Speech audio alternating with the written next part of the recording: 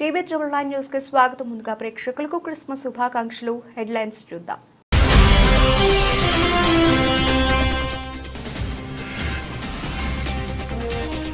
ఆఫ్ఘనిస్తాన్ పై పాక్ వైమానిక దాడులు, 15 మంది మృత్యువాత.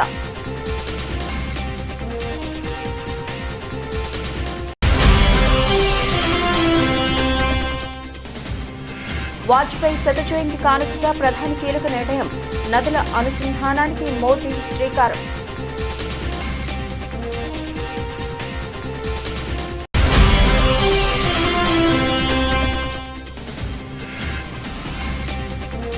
దేశవ్యాప్తంగా వెంకటేశ్వర ఆలయాలు టీటీడీ బోర్డు మీటింగ్లో కీలక నిర్ణయాలు, ధర్మకర్తల మండలి సమావేశంలో పలు కీలక నిర్ణయాలకు ఆమోదం.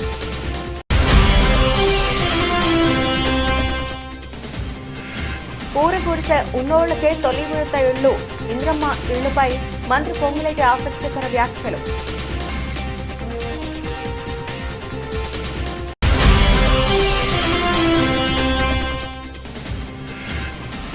ఘనంగా క్రిస్మస్ వేడుకలు, పలువురు ప్రముఖుల శుభాకాంక్షలు, ప్రార్థనల్లో పాల్గొన్న జగన్ విజయమ్మ.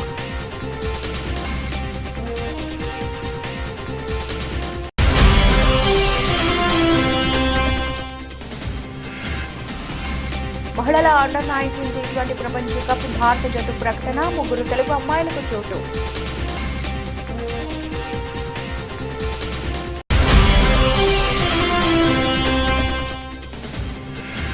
పెరుగుతున్న డిజిటల్ చెల్లింపుల ట్రెండ్, 33% పెరిగిన యూపీఐ క్యూఆర్ లావాదేవీలు. ఆఫ్ఘనిస్తాన్ పాక్టికా ప్రావిన్స్ బర్మల్ జిల్లాలో పాక్ వైమానిక దాడులు జరిపింది. ఈ దాడుల్లో మహిళలు, పిల్లలు సహా 15 మంది మరణించారు. ఈ నెల 24న రాత్రి సమయంలో పాక్ దాడులకు పాల్పడింది.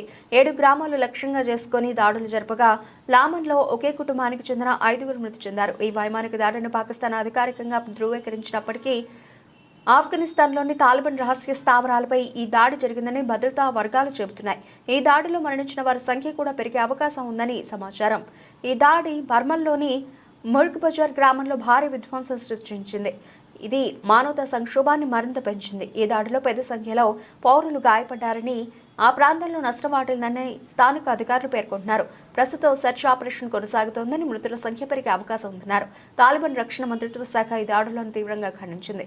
తమ భూమిని, సార్వభౌమత్వాన్ని కాపాడుకోవడం చట్టబద్ధమైన హక్కు అని మంత్రిత్వ శాఖ ఓ ప్రకటనలో పేర్కొంది. ఈ దాడిలో వజీరిస్తానీ శరణార్థులు కూడా మరణించారని మంత్రిత్వ శాఖ తెలిపింది.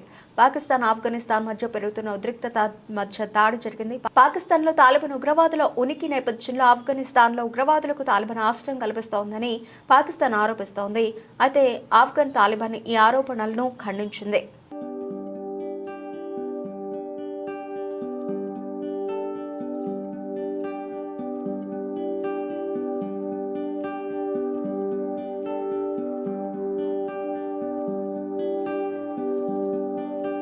మాజీ ప్రధాని అటల్ బిహారీ వాజ్పేయి 100వ జన్మదినం సందర్భంగా భారత ప్రధాని నరేంద్ర మోదీ పలు కీలక ప్రాజెక్టులకు శంకుస్థాపన చేయనున్నారు. దేశవ్యాప్తంగా నీటి వనరులను పూర్తి స్థాయిలో సద్వినియోగం చేసుకుంటూ నీటి కొరతను తీర్చే బృహత్తర కార్యక్రమం నదుల అనుసంధానంలో భాగమైన can Betwa river interlinking project నిర్మాణం కోసం మధ్యప్రదేశ్లోని ఖుజరహోలో ప్రధాని మోదీ శంకుస్థాపన చేయనున్నారు. దీంతో పాటు Omkareshwar floating solar project, Vajpayee స్మారకార్థం ప్రత్యేక స్టాంప్, నాణం విడుదల వంటి కార్యక్రమాలను కూడా మోదీ చేపట్టనున్నారు. దేశవ్యాప్తంగా నదుల్లో నీటి లభ్యత వినియోగంలో తీవ్ర వ్యత్యాసాలు ఉన్నాయన్నారు. కొన్ని నదుల్లో నీటి లభ్యత తక్కువగా ఉండి దానిపై ఆధారపడే ప్రజలు ఎక్కువ సంఖ్యలో ఉంటున్నారు. కొన్ని నదుల్లో నీరు వృధాగా సముద్రంలో కలిసిపోతోంది.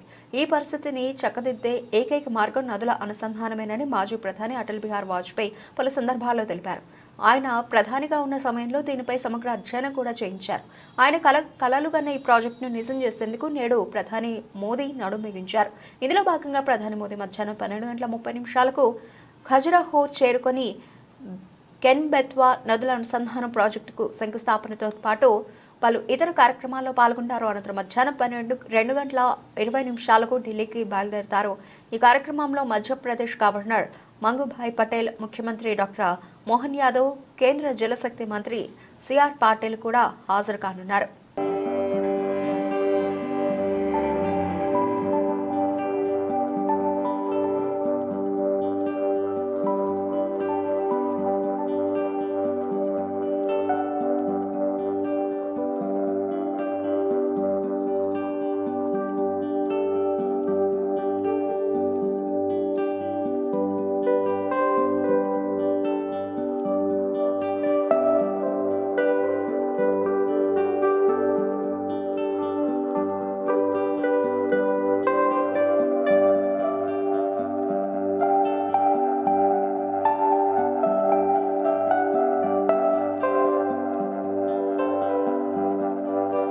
దేశవ్యాప్తంగా పలు ప్రాంతాల్లో వెంకటేశ్వర ఆలయాల నిర్మాణానికి చర్యలు చేపడుతున్నట్టు టీటీడీ చైర్మన్ బిఆర్ నాయుడు వెల్లడించారు. మంగళవారం తిరుమల అన్నమయ్య భవనంలో జరిగిన ధర్మకర్తల మండలి సమావేశంలో పలు కీలక నిర్ణయాలు తీసుకున్నట్లు తెలిపారు.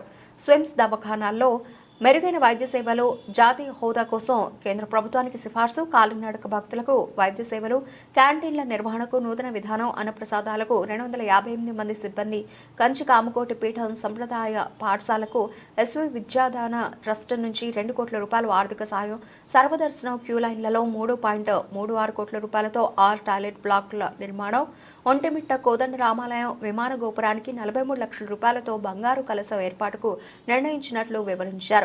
స్వామివారి అన్నప్రసాదానికి సూర్య పవన్ కుమార్ అనే భక్తుడు టీటీడీ ట్రస్టుకు 1,10,116 రూపాయలు విరాళంగా అందించారు.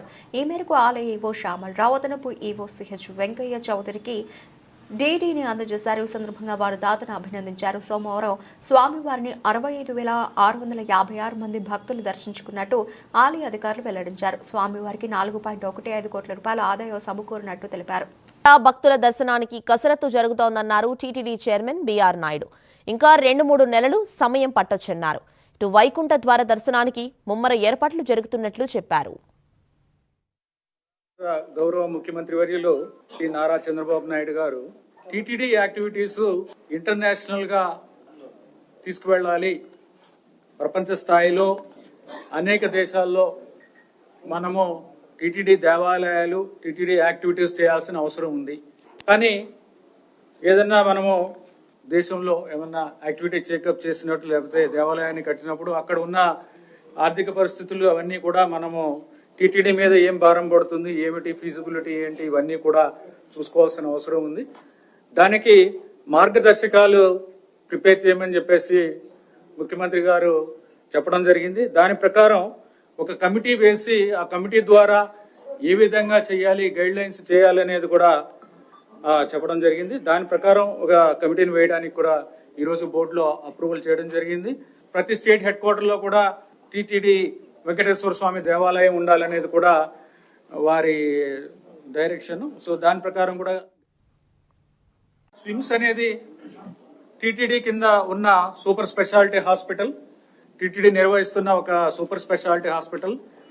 దీనికి జాతీయ హోదా తీసుకురావడానికి, జాతీయ హోదా కోసం కేంద్ర ప్రభుత్వానికి ఒక రిజల్యూషన్ పంపించి దాని మీద మనం పర్సూ చేయాలి. కేంద్ర ప్రభుత్వాన్ని రాష్ట్ర ప్రభుత్వం ద్వారా మనము ఒక విజ్ఞప్తి పంపించాలనేది కూడా ఒక నిర్ణయం చేయడం జరిగింది. ఇన్స్టిట్యూట్ ఆఫ్ నేషనల్ ఇంపార్టెన్స్ అని అంటారు. సో ఈ స్కీమ్ ద్వారా వెళితే మనం చేస్తున్న చారిటబుల్ యాక్టివిటీస్ ఏమైతే ఉన్నాయో, మనం పేద ప్రజలకు అందిస్తున్న సేవలు ఏవైతే ఇస్తున్నామో అవన్నీ కూడా కేంద్ర ప్రభుత్వం నుంచి వస్తున్న ఆర్థిక సహాయంతో ఇంకా బాగా చేయడానికి మనకు అవకాశం ఉంది. దానికోసం అనేది ఆ ప్రపోజల్స్ పంపించాలనేది. ఇంటి జాగా ఉండి పూరి గుడిసెలు, కచ్చా ఇండ్లు ఉన్నవారికే తొలి విడత ఇందిరమ్మ ఇళ్లను మంజూరు చేస్తామని గృహ నిర్మాణ శాఖ మంత్రి పొంగులేటి శ్రీనివాసరెడ్డి వెల్లడించారు. వికలాంగులు, వితంతువులు తదితర నిరుపేదలకు మాత్రమే తొలి విడతలో ప్రాధాన్యం ఇస్తామని తెలిపారు. హైదరాబాద్ లో మంగళవారం గృహ నిర్మాణ సంస్థ అధికారులతో సమీక్ష నిర్వహించిన అనంతరం మంత్రి మీడియాతో మాట్లాడారు. కేంద్ర ప్రభుత్వ ఆర్థిక సాయంతో ఇందిరమ్మ ఇళ్ల పథకాన్ని అమలు చేస్తున్నట్లు పేర్కొన్నారు. కేంద్ర ప్రభుత్వం బ్రాండింగ్ వేసేందుకు తమకు ఎటువంటి భేషజాలు లేవని తెలిపారు. కేంద్ర యాప్ ద్వారా ఎంపిక కాని నిరుపేదలు ఎవరైనా ఉంటే వారికి రాష్ట్ర ప్రభుత్వం తరఫున ఇళ్లు మంజూరు చేస్తామని భరోసా ఇచ్చారు. ఇళ్ల మంజూరు కోసం 80 లక్షల దరఖాస్తులు వచ్చాయని, శాస్త్రీయ పద్ధతిలో అత్యంత పారదర్శకంగా లబ్ధిదారుల ఎంపిక జరుగుతుందని తెలిపారు. ఇప్పటి వరకు 32 లక్షల దరఖాస్తుదారుల వివరాలను సేకరించగా తొలి విడతలో 4.5 లక్షల ఇళ్లు నిర్మించనున్నట్లు తెలిపారు. వచ్చే 4 గంటలలో 20 లక్షల ఇళ్లు మంజూరు చేస్తామని హామీ ఇచ్చారు. వచ్చే ఏడాది జనవరి మొదటి వారం కల్లా మొత్తం 80 లక్షల మంది దరఖాస్తుదారుల వివరాలను సేకరిస్తామని, ఇప్పటికే జిల్లాల వారీగా ప్రాజెక్టు డైరెక్టర్లను నియమించామని వివరించారు. ఎంపికైన వారికి 4 విడతల్లో 5 లక్షల రూపాయలు చెల్లిస్తామని చెప్పారు. అలాగే లబ్ధిదారుల ఎంపికకు సంబంధించిన విధి విధానాలను త్వరలోనే వెల్లడిస్తామని, ఫిర్యాదుల స్వీకరణకు 1-2 రోజుల్లో వెబ్సైట్ను ప్రారంభిస్తామని, త్వరలో టోల్ ఫ్రీ నంబర్ను కూడా అందుబాటులోకి తెస్తామని తెలిపారు. గతంలో నిర్మాణం చేపట్టి అసంపూర్తిగా ఉన్న ఇళ్లను కూడా పూర్తి చేస్తామని అన్నారు. ఇల్లు పొందేందుకు రేషన్ కార్డుతో పని లేదని, యాప్లో నమోదు చేసిన వివరాలు గ్రామ సభల ఆధారంగా లబ్ధిదారుల ఎంపిక జరుగుతుందని అన్నారు. దీన్ని లాంగ్ విజన్తో పర్ఫెక్ట్ గా బెనిఫిషరీని ఐడెంటిఫై చేయడం కోసం ఈ యాప్ని ఏర్పాటు చేసి కేంద్ర ప్రభుత్వం నుంచి అది అర్బన్ కావచ్చు, రూరల్ కావచ్చు, ఆ అమౌంట్ తక్కువ కావచ్చు, వారు ఏ రకమైన కోరికలు కోరినా ఆ కోరికల్లో ఫిట్ అయ్యే విధంగా ఈ యాప్ ద్వారా ఎలిజిబుల్ అయ్యే వాళ్ళని మనం కట్టించే వాటిలలో ఆ కేంద్ర ప్రభుత్వాన్ని నుంచి వచ్చే నిధులను కూడా ₹1 కూడా మిస్ కాకుండా వాళ్ళ బ్రాండింగ్ కావాలన్నా కూడా ఈ రాష్ట్ర ప్రభుత్వము బేషరతుగా యాక్సెప్ట్ చేసి దాంట్లో ఫిట్ అయ్యే కాన్సెప్ట్స్ అన్నిటినీ ఈ యాప్లో ఇన్కార్పొరేట్ చేసి ఈ యాప్తో ఇప్పటికి 32 లక్షల మంది పూర్తయింది. ఈ నెలాఖరికి మ్యాక్సిమం 75-80% కంప్లీట్ అవుతుంది. ఇదే టెంపోలో 4th 5th కల్లా, జనవరి 4th 5th కల్లా నాకు తెలిసి టోటల్ 80 లక్షల మంది డేటా రాష్ట్ర ప్రభుత్వం ఎవరైతే ఇళ్లు కావాలని అడిగారో వాళ్ళందరి డేటా ఈ రాష్ట్ర ప్రభుత్వం దగ్గరకు చేరటం జరుగుద్ది. దానిని యుద్ధ ప్రాతిపదికంగా బెనిఫిషరీస్ ని ఫస్ట్ 4.5 లక్షలని poor of the poor identify చేస్తాం. కేంద్ర ప్రభుత్వం నుంచి ఎక్కడైనా ఎలిజిబుల్ ఉన్నోళ్ళు మిస్ అయినా, వాళ్ళు రిజెక్ట్ చేసినా రాష్ట్ర ప్రభుత్వం నుంచి కేంద్ర ప్రభుత్వం ఇలేదు కాబట్టి వాళ్ళు ఇస్తున్న 70,000 రూపాయలు, 1,50,000 అని మేము చేతులు దులుపుకోకుండా ఎలిజిబుల్ ఉన్న వాళ్ళు ఏ కారణం చేతైనా కేంద్ర ప్రభుత్వం రిజెక్ట్ చేసినా రాష్ట్ర ప్రభుత్వం నుంచి 5 లక్షల రూపాయలు ఇస్తామన్న అమౌంట్ పర్ఫెక్ట్ గా 4 విడతల్లో ఈ ప్రభుత్వం ఇయ్యటానికి గౌరవ ముఖ్యమంత్రి రేవంత్ రెడ్డి గారు ఆల్రెడీ సూచనలు ఇవ్వటం జరిగింది. దీంతో పాటు ఇది 4 విడతలుగా పేమెంట్ ఇస్తున్నాము, అనేక పర్యాయాలుగా చెప్పాము. సొంత స్థలము ఉన్న వాళ్ళకి తక్కువలో తక్కువ 400 చదరపు అడుగులు ఇల్లు కట్టుకోవాలి. దాంట్లో ఒక బాత్రూము, ఒక కిచెన్ ఉండాలి. డిజైన్ అంటూ ప్రభుత్వం ఏమీ నిర్ణయించలేదు.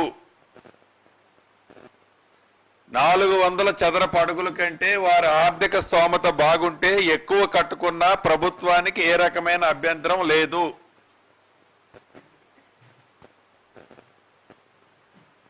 నాలుగు విడతల్లో ఫౌండేషన్ కి 1,00,000 రూపాయలు, కిటికీ లెవెల్ కట్టితే 1,25,000, స్లాబ్ వేస్తే 1,75,000, గోపరేషన్ టైంలో మిగిలిన 1,00,000, మొత్తం కలిపి 5 లక్షల రూపాయలు గ్రీన్ ఛానల్లో నిరుపేదలకి, ఇల్లు కట్టుకున్న వాళ్ళకి ఇందిరమ్మ ఇళ్ల స్కీమ్ లో ఇవ్వటం జరుగుతుంది.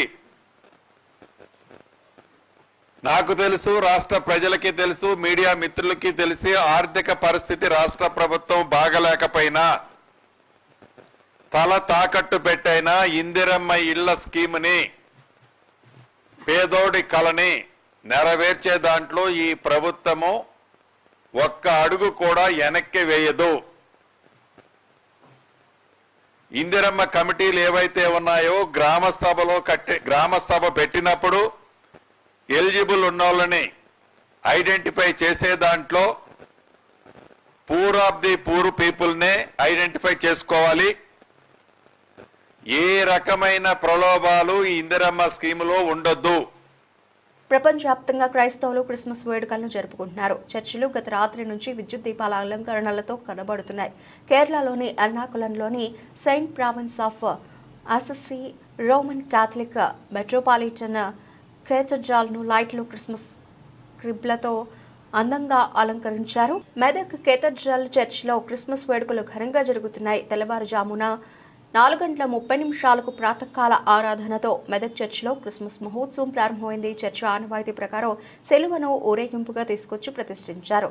Incharge bishop right reverend Reuben Mark భక్తులకు దైవవాక్య సందేశం ఇచ్చారు. యేసు ప్రభు జన్మదినం సందర్భంగా క్రిస్మస్ పండుగను ఉమ్మడి ఖమ్మం జిల్లా వ్యాప్తంగా క్రైస్తవులు ఆనంద ఉత్సాహాలతో జరుపుకుంటున్నారు. ఈ పండుగకు సర్వాంగ సుందరంగా చర్చిలు ముస్తాబయ్యాయి. క్రైస్తవ మందిరాల్లో ప్రత్యేక ప్రార్థనలు జరుగుతున్నాయి. ఈ సందర్భంగా ఖమ్మం నగరంలోని సిఎస్ఐ చర్చిలో వ్యవసాయ శాఖ మంత్రి తుమ్మల నాగేశ్వరరావు వేడుకల్లో పాల్గొని ప్రార్థనలు చేశారు. మంత్రి మాట్లాడుతూ క్రైస్తవులందరికీ క్రిస్మస్ శుభాకాంక్షలు తెలిపారు. సర్వ మానవాళికి శాంతి సందేశాన్ని ఇచ్చిన యుగకర్త యేసుక్రీస్తు జన్మదినం ప్రపంచానికి పండుగ దినం. క్రిస్మస్ పర్వదినం సందర్భంగా క్రైస్తవ సోదర సోదరీమణులకు తన శుభాకాంక్షలు తెలియజేశారు. ప్రేమ మార్గంలో ఎవరి మనసునైనా జయించవచ్చునని తన జీవితం ద్వారా నిరూపించిన క్రీస్తు మార్గంలో నడుస్తూ సాటి మనిషికి మేలు చేయడమే మన ముందున్న కర్తవ్యం. ప్రేమ, కరుణ, సహనం, దయ, త్యాగ గుణాలను అలవాటు చేసుకుని జీవితాన్ని శాంతిమయం చేసుకుందాం. సర్వమానవాళికి మేలు కలగాలని ప్రభువును ప్రార్థిద్దామని ఆంధ్రప్రదేశ్ ముఖ్యమంత్రి చంద్రబాబు నాయుడు ట్వీట్ చేశారు.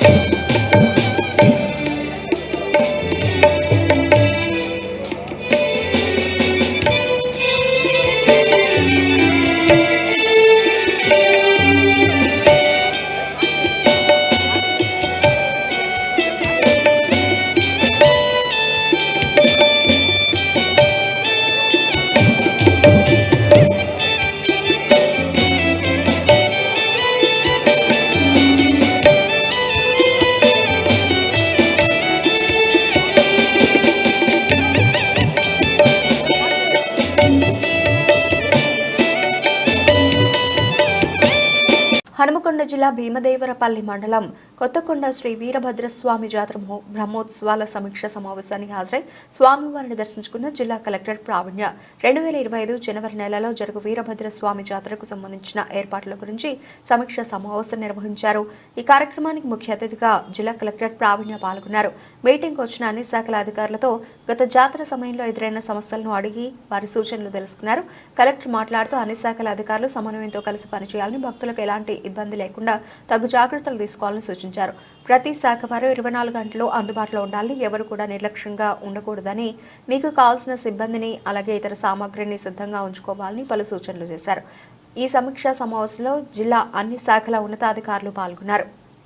ఆర్డీఓ గారు, ఈఓ గారు, డిస్ట్రిక్ట్ ఆఫీసర్స్, ఏసీపీ గారు, excise, RMRTC, DPO, ERMD, DW, DMHO and all the officers present here and press media మిత్రులకి, సిబ్బంది అందరికీ కూడా నమస్కారం. ఈ మీటింగ్ మినిస్టర్ గారి రిక్వెస్ట్ మీద కండక్ట్ చేయడం జరుగుతుంది. ఎందుకంటే నెక్స్ట్ మంత్ జాతర ఉంది కాబట్టి ఒకసారి అరేంజ్మెంట్స్ అన్ని రివ్యూ చేయమని రిక్వెస్ట్ చేశారు సార్. సో అదే ఉద్దేశంతో ఈరోజు విజిట్ చేసి ఇక్కడ ఉన్న ఫెసిలిటీస్ కూడా చూసి, అలాగే ఇక్కడ ఇంకా ఏర్పాట్లు ఏం కావాల్సి వస్తాయనే ఉద్దేశంతో ఈ రివ్యూ మీటింగ్ తీసుకోవడం జరుగుతుంది. సో ఇక్కడ చాలా మంది ఆఫీసర్స్ ఐ థింక్ ఇంతకుముందు వర్క్ చేసిన వాళ్ళు ఉన్నారు కాబట్టి ఆల్రెడీ ఎక్స్పీరియన్స్ ఉంది లాస్ట్ ఫ్యూ ఇయర్స్ జరిగిన జాతరలు. బట్ అయినప్పటికీ ఈసారి ఇంకా అరేంజ్మెంట్స్ మంచిగా చేసుకొని జాతర కండక్ట్ చేయాలి. అండ్ ఎవ్రీ ఇయర్ మనకి జాతరకు వచ్చే పబ్లిక్ సంఖ్య కూడా పెరుగుతూ ఉంది కాబట్టి అది దృష్టిలో పెట్టుకొని మనం అరేంజ్మెంట్స్ అనేది టేకప్ చేయాలి. ఫస్ట్ అండ్ ఫార్మోస్ట్ మా సైడ్ నుంచి రిక్వెస్ట్ ఆర్డీఓ గారు కలెక్టరేట్తో కోఆర్డినేట్ చేసుకొని ప్రొసీడింగ్స్ ఒకటి ఈరోజు మీటింగ్ది డ్యూటీ ఆర్డర్స్ ప్రొసీడింగ్స్ ఒకటి ఇష్యూ చేయండి. సెకండ్, 3 షిఫ్ట్స్లో ఈచ్ డిపార్ట్మెంట్ నుంచి who will be the point of contact. మనం జనరల్గా గణేష్ నిమజ్జనం అప్పుడు కానీ ఏదైనా పెద్ద ఫెస్టివల్స్ ఉన్నప్పుడు పాయింట్ ఆఫ్ కాంటాక్ట్ ఒక్కొక్క డిపార్ట్మెంట్ నుంచి ఎవరు ఉంటారు అనేది డ్యూటీస్ వేస్తాం, along with the designation and contact number. So అది కూడా ఇన్ కోఆర్డినేషన్ విత్ ఈఓ గారు మీరు కింద లెవెల్ సిబ్బంది వాళ్ళ ఫోన్ నెంబర్స్తో పాటు ప్రతి డిపార్ట్మెంట్ నుంచి ఆ టేబుల్ చేసి ఇవ్వండి. సో దట్ ఎవరికి ఫోన్ చేసుకోవాలి at any point of time అనేది క్లారిటీ ఉంటుంది. నెక్స్ట్ అర్జెంటుగా I request police and also EO గారు and local tahsildar and MPDO ఈరోజు కొన్ని sites, parking area sites visit చేసుకోండి. జాయింట్గా ఇన్స్పెక్షన్ చేసుకొని ఎంత ఎక్స్టెంట్ కావాల్సి వస్తుంది పార్కింగ్ ఏరియాస్, డిస్టెన్స్, అండ్ ఇది ఒక మ్యాప్ లాగా ప్రిపేర్ చేసి పెట్టండి. ఏ పార్కింగ్ జోన్ దేనికి కేటాయిస్తున్నారు, ఎటువైపు నుంచి వచ్చే ట్రాఫిక్కి ఎటు కేటాయిస్తున్నారు. అండ్ ఇది చేసేటప్పుడు ఏసీపీ గారు అన్నట్టు ఈ బుల్లెట్ కార్డ్స్ ఏవైతే ప్రొసెషన్లో వాడతారో వాళ్ళందరికీ కూడా సపరేట్ పార్కింగ్ అనేది ముందే డెసిగ్నేట్ చేసి పెట్టండి. అండ్ మోస్ట్ ఇంపార్టెంట్లీ ఇప్పుడే కల్టివేషన్ స్టార్ట్ అవుతున్న రైతులతో తహసీల్దార్ గారు, ఆర్డీఓ గారు మీరు ఒకసారి మాట్లాడండి అలాంగ్ విత్ ఈఓ గారు. సో పోయినసారి ఎట్లయితే నెగోసియేషన్స్ జరిగాయో సేమ్ ప్యాటర్న్ మీరు ఈసారి కూడా కంప్లీట్ చేయండి. అండ్ మోస్ట్ ఇంపార్టెంట్ ఒక పాయింట్, సైనేజెస్ అనేది ప్రతి చోట అవైలబుల్ ఉండేలాగా చూసుకోండి. దారి అనేది ఎటువైపు, మేబీ విఐపి దర్శనం కావచ్చు, టాయిలెట్స్ కావచ్చు, పార్కింగ్ స్టాండ్స్ కావచ్చు, మెడికల్ క్యాంప్కి ఆర్ వెటనరీ క్యాంప్కి, వీటన్నిటికీ కూడా దారి సైనేజెస్ అనేది చాలా విజిబుల్గా ఏర్పాటు చేయాలని రిక్వెస్ట్ చేస్తున్నాను. సో ఈ జనరల్ ఇన్స్ట్రక్షన్స్ కాకుండా ఇంకా స్పెసిఫిక్గా ప్రతి డిపార్ట్మెంట్ రిక్వెస్ట్ చేసిన దాని ప్రకారం ఒకసారి ఏఐసీసీ ఆదేశాల మేరకు భారత రాజ్యాంగ నిర్మాత డాక్టర్ బిఆర్ అంబేద్కర్ పై అనుచిత వ్యాఖ్యలు చేసిన కేంద్ర హోంమంత్రి అమిత్ షాను మంత్రి పదవి నుంచి తొలగించాలని కాంగ్రెస్ పార్టీ వికారాబాద్ జిల్లా అధ్యక్షుడు రామ్మోహన్ రెడ్డి ఆధ్వర్యంలో నిరసన తెలిపారు. అనంతరం జిల్లా కలెక్టర్ను కలిసి వినతి పత్రం అందజేశారు. కలెక్టర్ ద్వారా రాష్ట్రపతికి వినతి పత్రం పంపాలని కోరారు. ఈ కార్యక్రమంలో మున్సిపల్ చైర్మన్ మంజుల, పట్టణ కాంగ్రెస్ అధ్యక్షులు సుధాకర్ రెడ్డి, పార్టీ నాయకులు పాల్గొన్నారు.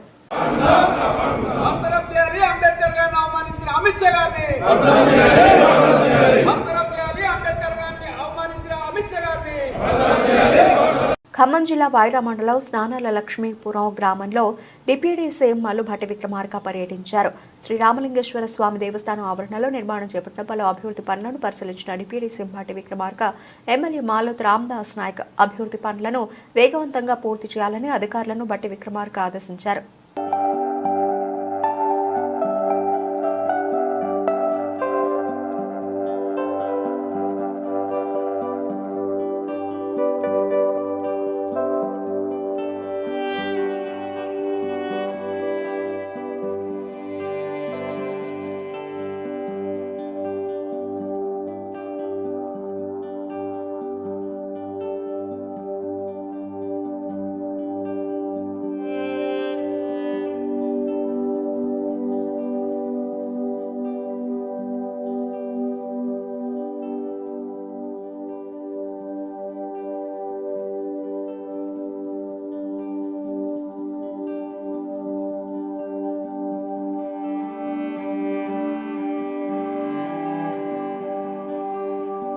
మలేషియాలోని కౌలాలంపూర్ వేదికగా జనవరి 18 నుంచి మహిళల అండర్-19 T20 ప్రపంచ కప్ ప్రారంభం కానుంది. ఈ నేపథ్యంలో ఈ టోర్నీలో పాల్గొనే భారత జట్టును సెలెక్టర్లు ఎంపిక చేశారు. 15 మందితో కూడిన జట్టును ప్రకటించారు. ఈ జట్టుకు నికీ ప్రసాద్ కెప్టెన్గా వ్యవహరించనుండగా సానికా చల్కే వైస్ కెప్టెన్గా బాధ్యతలు నిర్వహించనున్నారు. 15 మంది సభ్యులు గల బృందంలో 3 తెలుగు అమ్మాయిలకు చోటు దక్కింది. హైదరాబాద్కు చెందిన గొంగడి త్రిష, కేసరి ధృతితో పాటు విశాఖపట్నంకు చెందిన షబ్నంలో మహిళల అండర్-19 ఆసియా కప్ క్రికెట్ టోర్నీలో మొత్తం 16 జట్లు పాల్గొననున్నాయి. 4 స్లాట్ల చొప్పున 4 గ్రూపులుగా విభజించనున్నారు. ప్రతి గ్రూపులో తొలి 3 స్థానాల్లో నిలిచిన జట్లు సూపర్ 6 దశకు చేరుకుంటాయి. 12 జట్లు సూపర్ 6కు చేరుకోగా వాటిని 2 గ్రూపులుగా విభజిస్తారు. 2 గ్రూపుల్లో టాప్ 2గా నిలిచిన జట్లు సెమీస్కు చేరుకుంటాయి. జనవరి 18 నుంచి ఫిబ్రవరి 2 వరకు టోర్నీ జరగనుంది. నికీ ప్రసాద్, సానికా చాల్కే, గొంగడి త్రిష, కమలిని, భవిక అహిరే, ఈశ్వరి అవసరే, మిథిలా వినోద్, జోషితా విజయ్, సోనం యాదవ్, పర్ణికా సిసోడియా, కేసరి ధృతి, ఆయుషి శుక్లా, ఆనందిత కిషోర్, షబ్నం, వైష్ణవి ఎస్ తదితరులు పాల్గొన్నారు.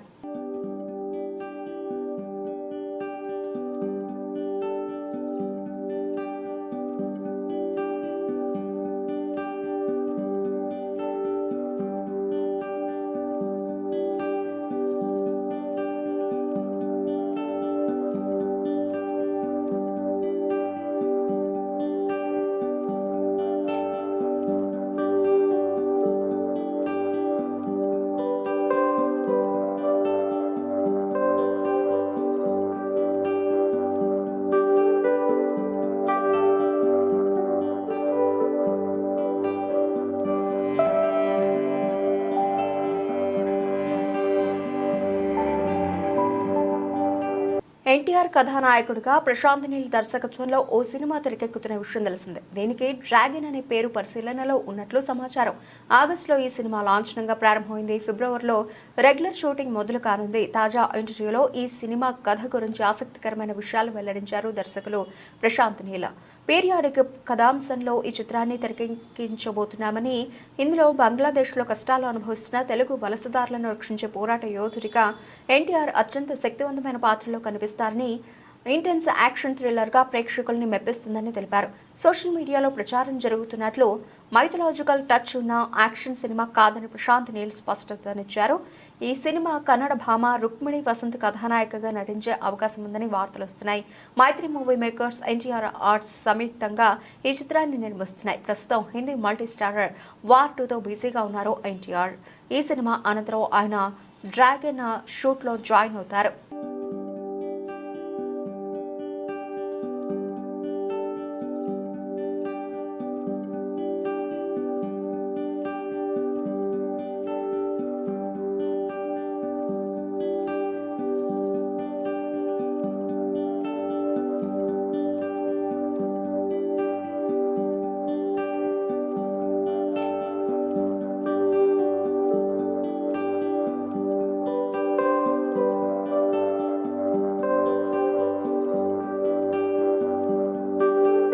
ఏడాది సెమీ అర్బన్తో పాటు గ్రామీణ ప్రాంతాల్లోని రీటైల్ షాపుల్లో యూపీఐ క్యూఆర్ లావాదేవీలు 33% పెరిగాయి.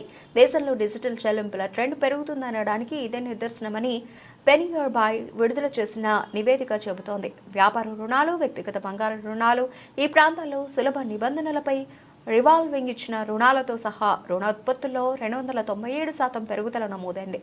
గ్రామీణ సెమీ అర్బన్ ప్రాంతాల్లో ఆర్థిక డిజిటల్ సేవలు అందిస్తున్న 10 లక్షల కంటే ఎక్కువ చిన్న రీటైలర్ల నుంచి సేకరించిన వాస్తవ లావాదేవీల డేటా ఆధారంగా నివేదికను రూపొందించింది. నివేదిక ప్రకారం బీమా పాలసీ కొనుగోలు, ప్రీమియం సేకరణ కోసం యూపీఐ క్యూఆర్ లావాదేవీల సంఖ్య ఏడాది జనవరి నుంచి నవంబర్ వరకు 127% పెరిగింది. అలాగే కొత్తగా 96% వినియోగదారులు పెరిగారు. PayNearby MD CEO Anand Kumar Bajaj మాట్లాడుతూ, బీమా, ఈ-కామర్స్, రుణాలు తదితర సేవలు అందించేందుకు అవసరమైన సాధనాలు అందించడం ద్వారా స్థానిక రీటైలర్లకు సాధికారత కల్పిస్తున్నట్లు పేర్కొన్నారు. మైక్రో ఏటీఎంలు, ఆధారిత చెల్లింపుల వ్యవస్థ నుంచి నగదు ఉపసంహరణలు ఏడాది తగ్గుముఖం పట్టాయి. అలాగే పీఎం కిసాన్ వంటి పథకాల కింద నగదుల బదిలీ సమయంలో ఏఈపీఎస్ ద్వారా నగదు ఉపసంహరణలు 35 నుండి 45% పెరిగాయి. జమ్మూ కాశ్మీర్లో నగదు విత్డ్రాలు 74% పెరిగాయి.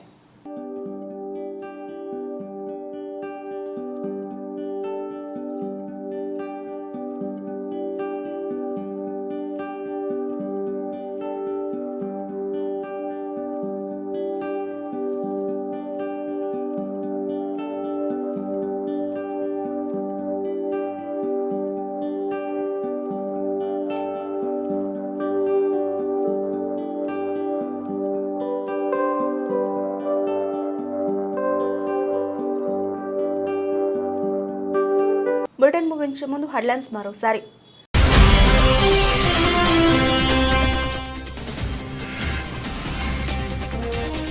ఆఫ్ఘనిస్తాన్పై పాక్ వైమానిక దాడులు, 15 మంది మృత్యువాత.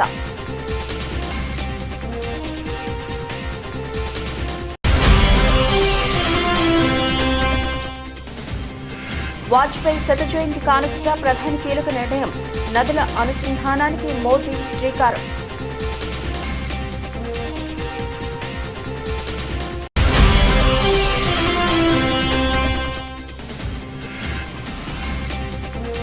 దేశవ్యాప్తంగా వెంకటేశ్వర ఆలయాలు, టీటీడీ బోర్డు మీటింగ్లో కీలక నిర్ణయాలు, ధర్మకర్తల మండలి సమావేశంలో పలు కీలక నిర్ణయాలకు ఆమోదం.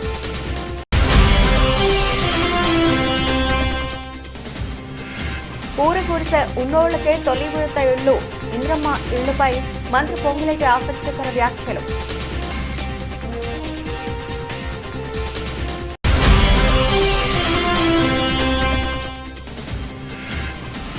ఘనంగా క్రిస్మస్ వేడుకలు, పలువురు ప్రముఖుల శుభాకాంక్షలు, ప్రార్థనల్లో పాల్గొన్న జగన్ విజయమ్మ.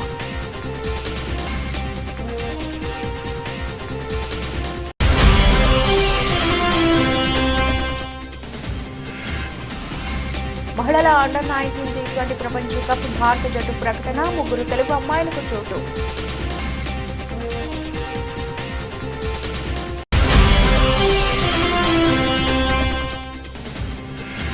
పెరుగుతున్న డిజిటల్ చెల్లింపుల ట్రెండ్, 33% పెరిగిన యూపీఐ క్యూఆర్ లావాదేవీలు. ఇవి ఇప్పటివరకు నవలసిన అప్డేట్స్. Keep watching.